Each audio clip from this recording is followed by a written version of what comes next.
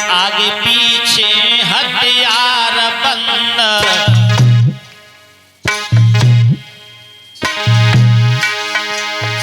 आगे पीछे हथियार बंद, सेना पर सेना आती है, सेना पर सेना आती है।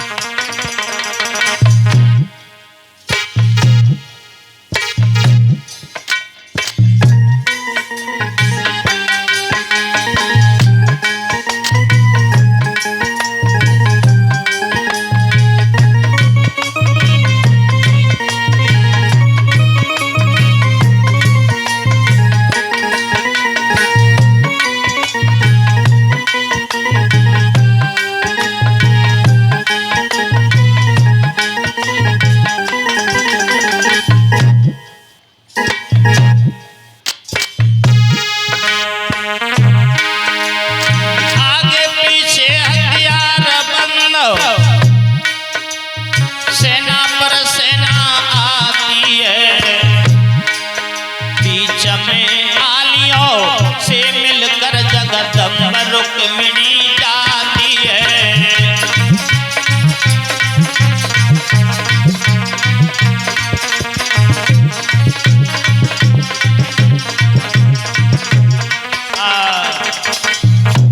मंदिर के पास पहुंच गई और कन्हैया को रथ थोड़ो आड़ में खड़ा हुआ था, तो रुक्मिणी को जब रथ नजर नहीं आया ना तो बैठ के और रोने लगी और कहने लगी ऐसा लगता है पंडित जी हमसे झूठ बोल गए, पंडित जी पहुंच नहीं पाए, अगर पंडित जी पहुंच गए होते हमारे कन्हैया यहीं पर होते, लेकिन मेरा संकल्प है सारी जिंदगी योगिन बन के पिता की देहरी पर गुजार सकती हो, परंतु चंदेरी नरेश सुषपाल की दुल्हन बन के कभी नहीं जा सकती हो। और खोपड़ी को पकड़ के रुक्मिणी बैठी है और कैसे भगवान श्याम को याद कर रही है। रुक्मिणी क्या कह रही है?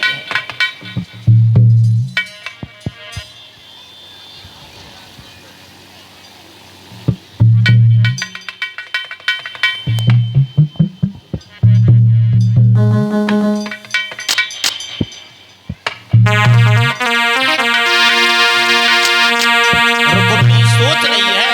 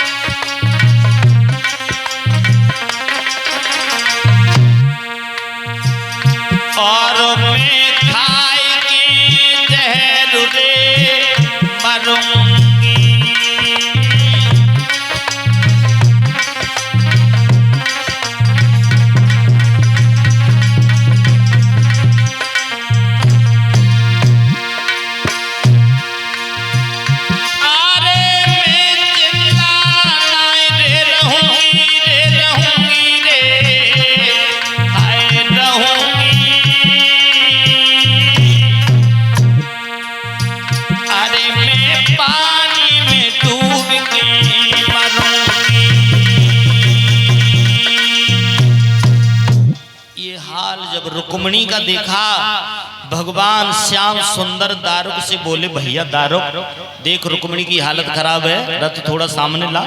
रथ जैसे ही सामने आया है और रुक्मिणी ने भगवान कन्हैया को पहचानो, कन्हैया को रुक्मिणी ने पहचानो, एकदम खुश हो गई, यही है मेरे सपनों के साजन, आ गई मेरे कृष्णा। और जो सुरक्षा गार्ड गए ना रुक्मिणी की रक्षा करने के लिए सुषपाल के और रुकुम के, आपस में चर्चा करने लगे, बाजूबंद देखो, करधनी देखो, पीताम्बर देखो, मुकुट देखो, जूती देखो सोने की है। और एक बार कन्हैया सिर्फ मुस्कुराए गए, केवल एक बार, और सबको मोहित कर लिया। किसी को पता नहीं हम क्यों आए। रुक्मिणी मंदिर में आई है, भवानी माँ से आशीर्वाद मांगा, जय जय गिरवर राज किशोरी और जय महेश मुख चंद्र चकोरी। भैया तूने मेरे सारे सपनों को साकार कर दिया, जो मैंने तुमसे मांगा वो हमें तुमने प्रदान कर दिया। भैया आशीर्वाद दे दे। आज मैं ससुराल जा रही हूँ, भवानी माँ ने आशीर्वाद दिया। भगवान कृष्ण और रुक्मिणी दोनों ने मंदिर में गंधर्व विवाह किया है। रुक्मिणी ने कन्हैया के गले में माला डाली है, कन्हैया ने रुक्मिणी के गले में माला डाली है। विधि विधान के साथ में कन्हैया रुक्मिणी का विवाह द्वारका में हुआ था। गंधर्व विवाह किया कन्हैया ने, और इतना करने के बाद में रथ में बिठाला और रथ लेके चल रहे। सुरक्षा गार्ड बैठे हैं, उन्हें होश ना आए। जब थोड़ो रथ आगे निकल गो, आपस में चर्चा करके सोचने लगे। एक बोलो क्यों रे रुक्मिणी कहाँ है, दूसरो बोलो तो पूछ रहे हम रुक्मिणी कहाँ है, तीसरो बोलो रुक्मिणी कहाँ है, चौथो बोलो रुक्मिणी कहाँ है। सारे लोगन में हड़कंप मच गओ, एक दूसरे से कह रहे रुक्मिणी कहाँ है, रुक्मिणी कहाँ है, रुक्मिणी कहाँ है। काऊ मालूम ही नहीं रुक्मिणी कहाँ है। चलो मंदिर में देखते हैं। मंदिर में देखा नहीं है, मंदिर के चारों तरफ देखा नहीं है, कहाँ है। तो एक बोलो हमारे केपी बार कोई होशियार, जो सीमेंट वाले केपी है ना, बड़े तेज है अपने आप में। इन बार होशियार बोलो हम बताएं रुक्मिणी कहाँ है, हाँ बताओ कहाँ है। जाके बारे में आप चर्चा कर रहे थे। बाजूबंद देखो, करधनी देखो, मोर मुकुट देखो, और जूती सोने की, मुस्कान कितनी प्यारी। बाके संग रथ में बैठ के ससुराल गई। ससुराल तो तूने पहले से क्यों नहीं बताया। तो जवाब बहुत सुंदर दिया कि मैंने पहले से जा सुना है। बताओ कि इन दोनों की जो जोड़ी नायहती जोड़ी इतनी मलूक लग रही थी, पास में बराबर में बैठे दोनों की जोड़ी इतनी मलूक लग रही थी, इतनी मलूक लग रही थी कि मुझे कुछ बतावे की हिम्मत ना पड़ी। तो मैंने ये सोचा कि एक बार ले जाने दो, बाद में होगा सो देखा जाएगा। सब भागे वहां से गजब हो गया। रुकुम भैया जो कहते थे वही हो गया। और इधर रुक्मिणी भगवान कन्हैया से बात बोली, कन्हैया आप अकेले हो, शरीर में हल्के हो, मेरे भैया बड़ो बलवान है, बहुत सेना है, आप यहाँ पर रुकना नहीं। अगर रुक गए ना तो खतरा से खाली नहीं हो। अब भगवान कन्हैया भाई वीर हैं, क्षत्रिय है, सूरवीर कभी ऐसी बात बर्दाश्त कर सकता है? कभी नहीं। भगवान कृष्ण ने जिद के मारे आगे रथ बढ़ा के खड़ा कर लिया। रुक्मिणी वैसे तो हम चले भी जाते, लेकिन अब जाने वाले नहीं है, अब तुम्हारे भैया का बल देख के ही हम जाएंगे। तो भगवान कन्हैया ने रथ खड़ो कर लो। रुक्मिणी निवेदन कर रही है, कन्हैया चलो यहाँ से चलो, आप अकेले हो, बहुत सेना है, शिशुपाल की है, जरासंध की है, विदुरथ की है, दंतवक्र की है, मेरे भैया रुकुम की भी है, आप अकेले पेश नहीं जाएगी। भगवान बोले चिंता क्यों कर रही हो, आप देखती रहो, बल देखेंगे तुम्हारे भाई का कितना बलवान है। तब तक सारी लड़कियां सब सिपाही दौड़ के पहुंच गए रुकुम के पास। बोले भैया गजब होगा। रुक्मिणी को तो वो छलिया कृष्ण ले गया। अच्छा, रुकुम बाप के पास आया, बोला पिताजी किसने बुलाया उस कृष्ण को? हमें नहीं मालूम किसने बुलाया। रुकुम संकल्प करके बोला पिताजी मैं आपसे वादा करता हूं, या तो अपनी बहन के चुराने का बदला उस ग्वाला से ले लूंगा, और अगर मैंने बदला नहीं ले पाया तो कुंडनपुर में अपना चेहरा नहीं दिखाऊंगा। तो निकलो तो बड़ो बात वालो, बदलो ले नहीं पाओ और कुंडनपुर में रह नहीं पाओ। चला शिशुपाल के पास पहुंचा, शिशुपाल से जाके बोला जीजा जी आप चुपचाप यहाँ पर बैठे हो। अरे मैंने बारात बुलाई है तो इसलिए बुलाई है, सेना सजाओ जल्दी, मेरी बहन को वो छलिया कृष्ण ले गया। शिशुपाल से कह रहा हुआ रुकुम। तो शिशुपाल का बोलो पतो है, जीजा जी तुम क्या कर रहे हो? वो बात से जीजा कह रहा हुआ, वो बात से जीजा कह रहा हुआ। रिश्ता बड़ो विचित्र है, दोनों को बड़ो विलक्षण है। सेना दोनों ने सजाई है, और सेना लेकर के जब दोनों चले, भगवान कन्हैया का रथ चारों तरफ से घेर लिया। जब कन्हैया का रथ गिरा, कहने लगे, धमकी देने लगे कन्हैया के लिए, ओरे छलिया कृष्ण अगर तू सच्चा वीर है, सपूत है, और तूने अगर माँ का दूध पिया है तो निकल के हमसे युद्ध कर।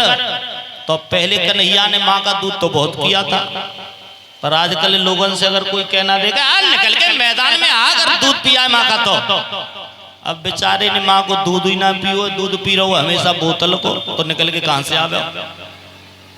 ध्यान रखना माताओं, अगर आप ये चाहती हो कि बच्चा बड़ा होके मेरी सेवा करे, बच्चा बड़ा होके मेरी देखभाल करे, तो आपको अपना बचपन में दूध पिलाना पड़ेगा। अगर आपको अपने बच्चे से उम्मीद है कि बड़ा होके मेरी सेवा करे, तो बचपन में उस बच्चे को खुद दूध पिलाओ, अपना दूध पिलाओ, बोतल का नहीं, अपना पिलाओ। माँ का दूध पौष्टिक होता है, माँ के दूध में 1000 बीमारियों से लड़ने की क्षमता होती है।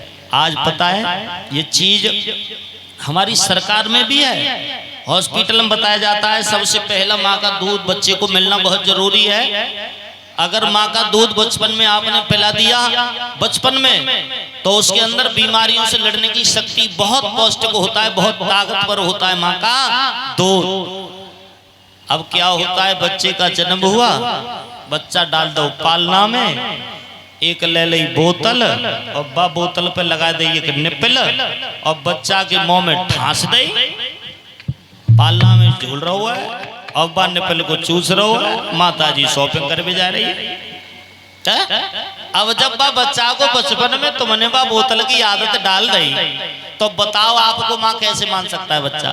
बा बच्चा के लिए तो बेईमान है, बाई लटका रहे तो हर समय बेईमान संग रहते, बाकी माँ भाई माँ से कोई चिंता नहीं। आज माँ ने स्वयं अपने आप अपने बच्चों को दूर करना चाह रही है, खुद दूर करना चाह रही है। आप बच्चों से प्यार नहीं करती, बच्चा को आप पुकारो तो बच्चा उल्टी सीधी बात कर रहा हो बच्चों का, तुम थोड़ी हो माँ, उस बच्चा की माँ तो वो निपल है जैसे संग बगल में दबाए फिर रहा हो, वो माँ उसकी। अब बचपन में उस बच्चा को दूध की बोतल की आदत है, बड़ा हो जाए ना, बड़ा तुम कितनी कोशिश करना, फिर कौन सी बोतल वा के मुंह से लग जाते पतो है, कोको कोला है, पेप्सी है, जितने ठंडा चल रहा है ना सब जहर है, जहर। तो ठंडा पियत ना है आदमी के, तो गर्मी बहुत लग रही है, एकदम ठंडी बोतल ला निकल के बिल्कुल बर्फ हो, क्या होता है पता है, गट गट गट गट बैठे हो सटक गए, ठंडू पानी पी लो, ठंडी बोतल पी ली, हमारे शरीर का जो खून है वो खून उस बोतल को जो हमने ठंडी पी है उसको गर्म करने के लिए एकदम भागेगा, दौड़ेगा। अब बोतल में इतनी ताकत ना है जो हमारे खून को ठंडा कर सके। अगर ठंडी चीज हमारे शरीर में जाएगी तो पूरे शरीर का खून दौड़ेगा उस पानी को ठंडा करने में, अपने में मिलाने के लिए।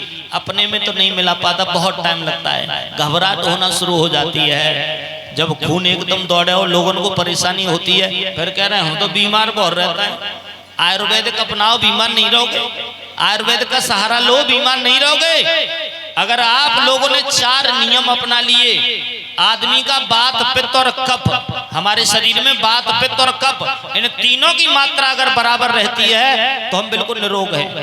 वात पित्त कफ अगर ये कम ज्यादा होते हैं तो रोग घेर लेते हैं, और वात पित्त कफ कब हमारे ठीक रहते हैं पता है? आप 4 काम कर लो। खाना खाने के तुरंत बाद आप पानी मत पियो, खाना खाने के तुरंत बाद पानी मत पियो। क्यों? आप खाना खाते हो, खाना खाते समय आपकी जठराग्नि बहुत तेज जलती है। शरीर में जो अग्नि है ना हमारे भोजन को पचाने वाली, हमारी जो साधारण अग्नि जलती है उससे भी फास्ट चलती है, उससे तेज जलती है अग्नि शरीर के अंदर, जठराग्नि जिसे कहा जाता है। तो वो भोजन पचाने का कार्य करती है, और अग्नि जब जल के तैयार होती है ना, खाना खाना शुरू किया, अग्नि जली पचाने के लिए, और ऊपर से ठास लो पानी, एक रोटी खाई, एक गिलास पानी, तो अग्नि जल रही है और ऊपर से डाल रहे पानी, तो क्या होगा? आप चूल्हे पे भोजन बनाओ और 1 लोटा पानी डाल दो, तई पर रोटी है, गाय में रोटी है, बताओ कच्ची रह जाएगी पक जाएगी? कच्ची रह जाए ना। अब भोजन हमारे अंदर गया, अग्नि शांत हो गई। अग्नि को आप बुझा नहीं सकते हो, पानी कितना भी पी लेना बुझेगी नहीं, लेकिन मंद पड़ जाएगी। तो भोजन उस तरह से नहीं पचेगा जैसे भोजन पचना चाहिए, और अगर पचेगा नहीं पेट में सड़ेगा, और पेट में अगर सड़ेगा तो वो हमें रोग बनाना प्रारंभ कर देगा। जितनी बीमारी बनती है वो सारी बीमारी हमारे पेट की कमी से बनती है। अगर पेट आपको सही है तो आप बिल्कुल सही हो। आपकी टांग टूट जाए, आप काम कर सकते हो? टांग टूट जाए तब क्यों? क्योंकि जी तो तैयार है, जहाँ में डालते रहो, गड्ढा भरते रहो, जाए आराम से। टांग टूट जाए, आंखें फूट जाए, दो हाथ कट जाए, पर जी ना खराब हो। अगर जे ही गड़बड़ है तो सब सिस्टम ही गड़बड़ हो जाता है। अगर काऊ आदमी को एक दिन में 10 है जाए, 10 बार लेटरिन को चले जाए, 10 बार, तो आंखन से अंधेरो है वो शुरू है जाता है, जाए गड़बड़ है वैसे। और टांग पूरी कट जाए, हाथ दो कट जाए, आंखें फूट जाए, कोई परेशानी ना होई। और जी अगर गड़बड़ है तो सब गड़बड़ हो जाता है। इसलिए सबसे पहले इसकी सुरक्षा करो। पेट सही रहेगा, आप रोगों से बचे रहोगे। दूसरा काम, पानी पीना है तो 1 घंटा के बाद पीना है। 1 घंटा में भोजन अपने स्थान पर पहुंच जाता है, पच जाता है, ऊपर से पानी पियोगे आप स्वस्थ रहोगे। तीसरा, कभी भी पानी अगर पियो आप तो पानी को खड़े होके मत पियो। क्यों? पानी को हमेशा बैठ के पीना चाहिए। और ऐसा ना है बोतल लाई, बोतल अब बोतल को सीधी करके गट गट गट गट गट गट। चिड़िया देखी आपने पानी पीते समय? चिड़िया, कुत्ता देखा है आपने? पशु देखा है आपने पानी पीते समय? पशु को ऊपर को मुंह करवाए को नो डालो तो पी लेगा पानी? नहीं पिएगा। चिड़िया पानी पीती है, पहले एक चोंच भरेगी, चोंच भरने के बाद फिर उसे मुंह में घुमाएगी, चोंच चलाती है, घुमाएगी, और घुमाने के बाद तब लेती है, फिर दूसरी चोंच भरती है।